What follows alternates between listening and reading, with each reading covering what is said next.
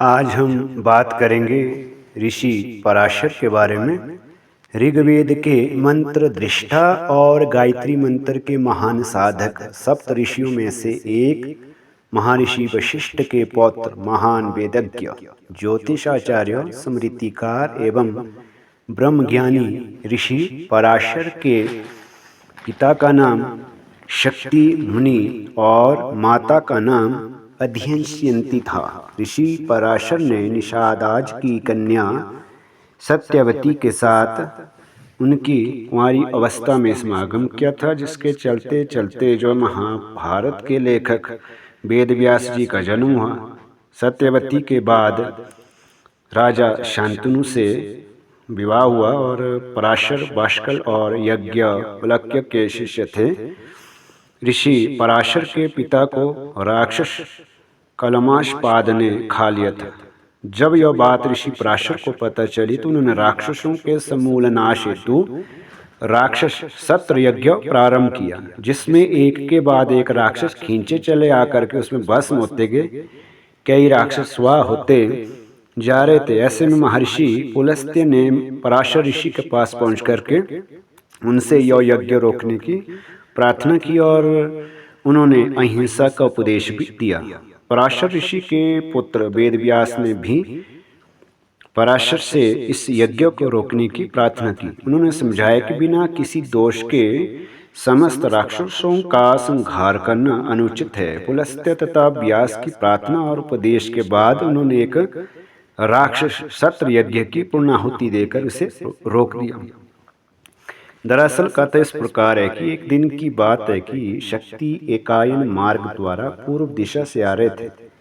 दूसरी ओर पश्चिम से आ रहे थे राजा कलमाशपाद। रास्ता इतना तंग था कि एक ही व्यक्ति निकल सकता था तथा दूसरे को हटना आवश्यक था। लेकिन राजा को राजदंड का अहंकार था और शक्ति को अपने ऋषि होने का अहंकार। राजा से जो है ऋषि बड़ा ही होता है। ऐसे में तो राजा को ही हट जाना चाहिए, लेकिन राजा ने हटना तो दूर, उन्होंने ऋषि शक्ति को कोड़ों से मारना प्रारंभ कर दिया। राजा का यह कर्म राक्षसों जैसा था।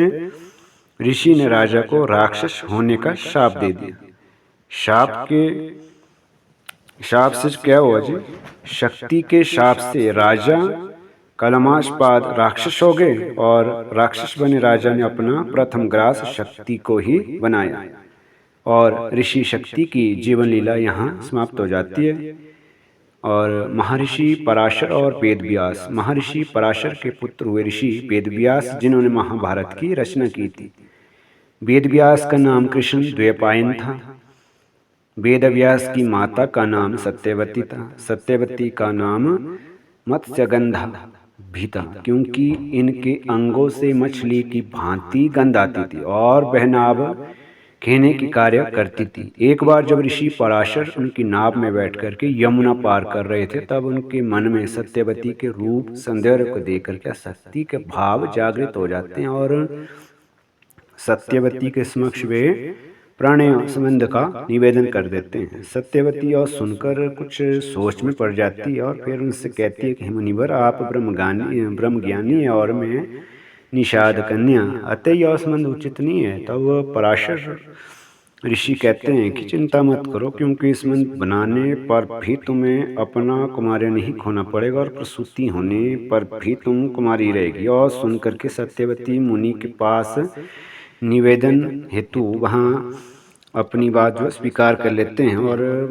ऋषि पराशर अपने योग बल द्वारा चारों ओर घने कोहरे को फैला देते हैं और सत्यवती के साथ प्रणय करते हैं। बाद में वे ही ऋषि सत्यवती को आशीर्वाद देते हैं कि उसके शरीर से आने वाली मछली की गंध सुगंध में परिवर्तित हो जाएगी और आगे चल करके इसी नदी के द्वीप पर ही सत्यवती को पुत्र की प्राप्ति होगी। यही पुत्र आगे चल करके इतिहास के सबसे बड़े महाकाव्य की रचना करेंगे और उनका नाम जो है वेद व्यास होगा। और व्यास जी सांवले रंग के थे, जिसके कारण इन्हें कृष्ण कहा गया तथा यमुना के बीच स्थित एक द्वीप पर उनका जन्म हुआ था, इसलिए इन्हें द्वैपायन भी कहा गया। कालांतर में वेदों का भाष्य करने के कारण वे वेद व्यास के नाम से विख्यात हुए।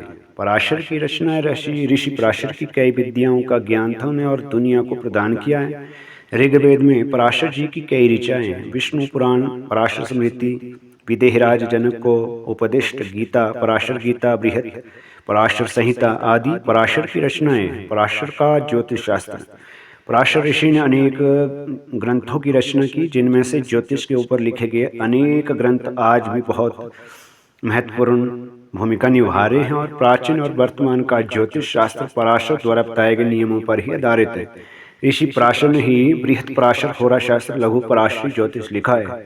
पराशर की अन्य रचनाएं कि बृहत पराशरीय धर्म संहिता, पराशर धर्म संहिता, स्मृति पराशर संहिता, वैद्यक पराशरीय पुराणम माधवाचार्य ने उल्लेख किया है। तो और वास्तुशास्त्र हो गया, आदि आदि रचनाएं इनकी। पराशर स्मृति एक धर्म संहिता है जिनमें से युगानुरूप धर्मनिष्ठा पर जो है बल दिया गया है। ऋषि पराशर एक दिव्य और अलौकिक शक्ति से संपन्न ऋषि थे। उन्होंने धर्मशास्त्र, ज्योतिष शास्त्र, वास्तु कला, आयुर्वेद, नीति शास्त्र विषय ज्ञान को प्रकट किया। उनके द्वारा रचित ग्रंथ बृहत पराशर शास्त्र, होरा शास्त्र, लघु पराशरी, बृहत पराशरीय धर्म संहिता, पराशर धर्म संहिता, वास्तुशास्त्र, पराशर महापुराण, पराशर नीति शास्त्र आदि मानव मात्र के लिए कल्याणार्थ रचित ग्रंथ जगत प्रसिद्ध है, जिनकी प्रासंगिकता आज भी बनी हुई है। इन्हीं ग्रंथों को कभी हम अपने वीडियो पर लेकर के आएंगे कि किस ग्रंथ में कितना ज्ञान और कितना सूत्र है ज्योतिष के या धर्म के कोई टॉपिक हो, तो उसको लेकर के ज्योतिष के चैनल में और इसी चैनल में लेकर के आएंगे। तब तक के लिए जय माता दी, हर हर महादेव।